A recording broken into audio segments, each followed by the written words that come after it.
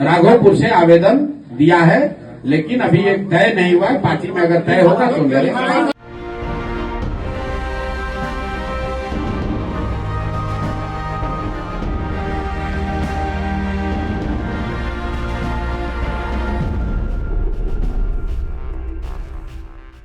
नमस्कार, capital TV Bihar देख रहे हैं आप और आपके साथ मैं हूं दिव्या।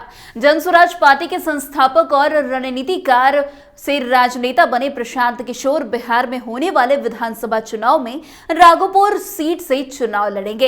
इसका इशारा उन्होंने आज कर दिया है। प्रशांत किशोर ने दावा किया है कि पार्टी के कार्यकर्ताओं ने सुझाव दिया है कि वो तेजस्वी यादव के खिलाफ राघोपुर से चुनाव लड़े। मोतिहारी में उन्होंने इसकी घोषणा करते हुए कहा कि कार्यकर्ताओं का मन है कि वो राघोपुर से चुनाव लड़े, जल्द ही इस पर फैसला लिया जाएगा। प्रशांत किशोर ने कहा है कि वो तेजस्वी यादव की विधानसभा सीट राघोपुर से चुनाव लड़ सकते हैं। कार्यकर्ता लगातार इसके लिए सुझाव दे रहे हैं। हालांकि चुनाव कहां से लड़ना है ये पार्टी का फैसला होगा। वैसे जनसुराज बिहार में 243 सीटों पर चुनाव लड़ेगी। हम किसी दूसरे दल से गठबंधन नहीं करेंगे। ये बातें प्रशांत किशोर ने खुद कही है। आप खुद सुनिए किस तरीके से प्रशांत किशोर ने बड़ा दावा करते हुए राघोपुर से चुनाव लड़ने का कहीं ना कहीं इशारा कर दिया है। जहां से पार्टी तय करेगी वहां से लड़ेंगे। अभी हमारे नाम से, चूंकि आपको आप में से कुछ लोगों को पता होगा कि अभी जनसुराज में आवेदन की प्रक्रिया चल रही है। जिसको चुनाव लड़ना है वो लोग आवेदन दे रहे हैं। तो मेरी ओर से, मेरे नाम से किसी ने राघोपुर से आवेदन दिया है, लेकिन अभी एक तय नहीं हुआ है। पार्टी में अगर तय होगा तो लड़ेंगे। तो क्या किसी के साथ गठबंधन करेंगे?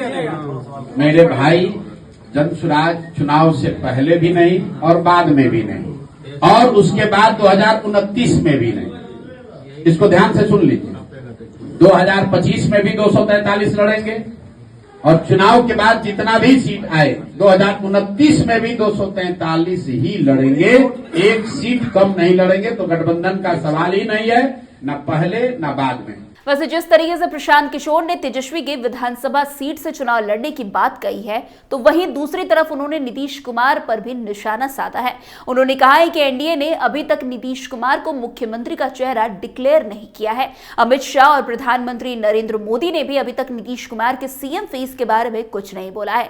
इसलिए मेरा दावा है कि नवंबर के बाद नीतीश कुमार बिहार के मुख्यमंत्री नहीं बनेंगे। अगर बीजेपी की जीत होती है तब भी चेहरा नीतीश कुमार नहीं होंगे। इतना ही नहीं, उन्होंने नीतीश कुमार को लेकर कहा कि मुख्यमंत्री की तबीयत खराब है। पिछले 1-1.5 साल से वो किसी तरह से कार्यक्रम में शामिल नहीं हो रहे हैं, किसी तरह की सभा नहीं कर रहे हैं। वैसे स्थिति में सीएम की मेडिकल बुलेटिन भी जारी होनी चाहिए। वैसे अगर राघोपुर की बात करें तो बिहार की राजनीति में राघोपुर विधानसभा क्षेत्र का अपना एक महत्वपूर्ण स्थान है। ये क्षेत्र हाजीपुर लोकसभा क्षेत्र का हिस्सा है और यहाँ की राजनीति हमेशा ही काफी रोचक और दिलचस्प रही है। राघोपुर सीट को लेकर पिछले कुछ सालों में कई तरह की चर्चाएं और विवाद उठ चुके हैं। खासकर 2020 के विधानसभा चुनाव में जब महागठबंधन के मुख्यमंत्री पद के उम्मीदवार तेजस्वी यादव ने इस सीट पर अपनी ताकत दिखाई थी, तब से इस क्षेत्र में राजनीति के कई नए समीकरण सामने आए हैं। वैसे राघोपुर विधानसभा क्षेत्र का राजनीतिक इतिहास काफी दिलचस्प है। यह सीट बिहार के हाजीपुर लोकसभा क्षेत्र का हिस्सा है और इस क्षेत्र का हमेशा से ही राज्य की राजनीति में एक महत्वपूर्ण स्थान रहा है। राघोपुर विधानसभा क्षेत्र में पहले भी कई प्रमुख नेताओं ने चुनाव लड़ा, यहां जीत भी हासिल की। खासकर लालू प्रसाद यादव और उनकी पत्नी राबड़ी देवी जैसे नेता इस क्षेत्र से विधायक रहे हैं, जो बाद में मुख्यमंत्री भी बने। वैसे राबड़ी देवी ने 1995 से 2000 में इस क्षेत्र से चुनाव जीते और मुख्यमंत्री के रूप में कार्य भी किया। इसके अलावा लालू प्रसाद यादव भी इस क्षेत्र से विधायक रह चुके हैं। ऐसे में इस क्षेत्र की राजनीति में हमेशा से ही राजद का प्रभाव रहा है।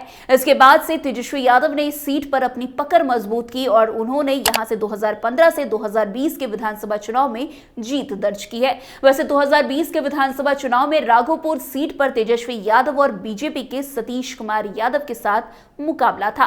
तेजस्वी यादव, जो कि महागठबंधन के मुख्यमंत्री पद के उम्मीदवार थे, इस चुनाव में शानदार जीत हासिल कर चुके हैं। उन्होंने सतीश कुमार यादव को 37,000 से ज्यादा वोटों के विशाल अंतर से हराया था।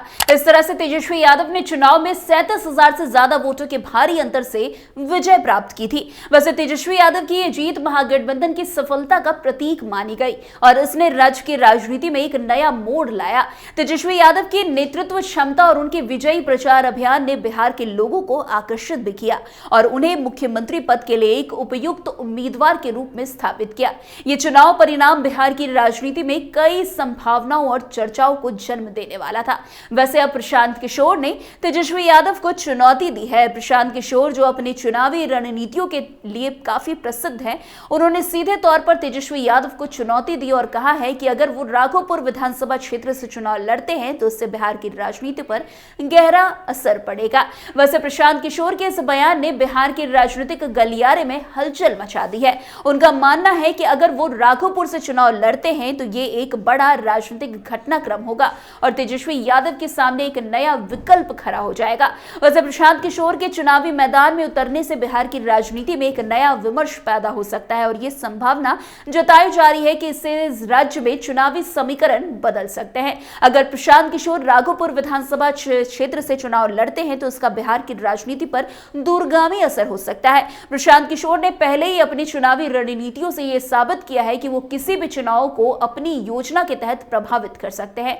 उनके लिए ये राघोपुर क्षेत्र से चुनाव लड़ने का मौका एक बड़ा प्लेटफॉर्म हो सकता है, क्योंकि इस सीट से तेजस्वी यादव जैसे प्रमुख नेता का मुकाबला करना किसी भी नए नेता के लिए चुनौतीपूर्ण हो सकता है। इसके अलावा अगर प्रशांत किशोर राघोपुर से चुनाव जीतते हैं तो इसे तेजस्वी यादव के लिए एक बड़ा झटका माना जा सकता है, क्योंकि वो पहले से ही महागठबंधन के मुख्यमंत्री पद के उम्मीदवार है और उनकी लोकप्रियता भी काफी बढ़ी हुई है। प्रशांत किशोर की रणनीतियों और उनके प्रभाव को देखते हुए ये कहा जा सकता है कि अगर वो इस क्षेत्र से चुनाव लड़ते हैं तो ये तेजस्वी यादव के लिए एक गंभीर चुनौती हो सकती है और इससे उनके राजनीतिक भविष्य पर भी असर पड़ सकता है। इसके अलावा राघोपुर विधानसभा क्षेत्र में आने वाले समय में राजनीति के नए समीकरण देखने को मिल सकते हैं। तेजस्वी यादव की वर्तमान स्थिति को देखते हुए यह कहा जा सकता है कि उनका प्रभाव इस क्षेत्र में मजबूत है, लेकिन अगर प्रशांत किशोर जैसे अनुभवी रणनीतिकार इस क्षेत्र से चुनाव लड़ते हैं तो यह क्षेत्र राजनीति का एक नया केंद्र बन सकता है। अब देखना दिलचस्प होगा कि जिस तरीके से प्रशांत किशोर राघोपुर से चुनाव लड़ने की योजना बना रहे हैं वो तेजस्वी यादव के लिए कितनी बड़ी चुनौती